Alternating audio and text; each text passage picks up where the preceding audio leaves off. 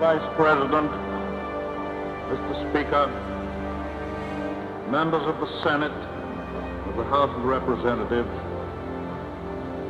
yesterday, December 7th, 1941, a date which will live in infamy, the United States of America was suddenly and deliberately attacked by naval and air forces of the Empire of Japan. The United States was at peace with that nation, and at solicitation of Japan, still in conversation with its government and its emperor, looking toward the maintenance of peace in the Pacific. Indeed, 1 hour after Japanese air squadrons had commenced bombing in the American island of Oahu, the Japanese ambassador to the United States and his colleague delivered to our Secretary of State a formal reply to a recent American message. And while this reply stated that it seemed useless to continue the existing diplomatic negotiations, it contained no threat or hint of war or of armed attack.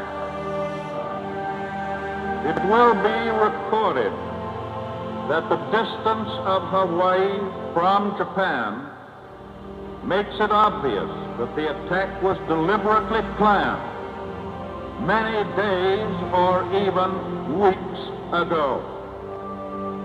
During the intervening time, the Japanese government has deliberately sought to deceive the United States by false statements and expressions of hope for continued peace. The attack yesterday on the Hawaiian Islands has caused severe damage to American naval and military forces. I regret to tell you that very many American lives have been lost. In addition, American ships have been reported torpedoed on the high seas between San Francisco and Honolulu. Yesterday, the Japanese government also launched an attack against Malaya. Last night, Japanese forces attacked Hong Kong.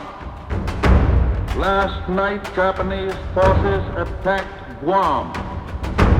Last night, Japanese forces attacked the Philippine Islands. Last night, the Japanese attacked Wake Island.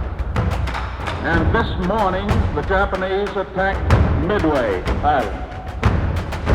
Japan has therefore undertaken a surprise offensive extending throughout the Pacific area.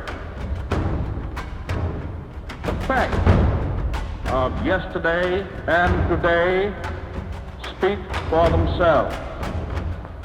The people of the United States have already formed their opinions and well understand the implications to the very life and safety of our nation.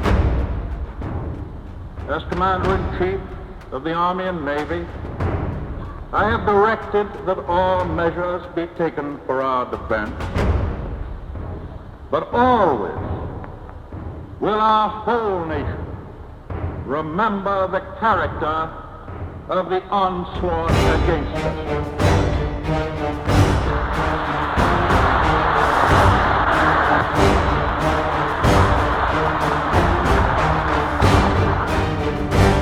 No matter how long it may take us to overcome this premeditated invasion, the American people in their righteous might will win through to absolute victory.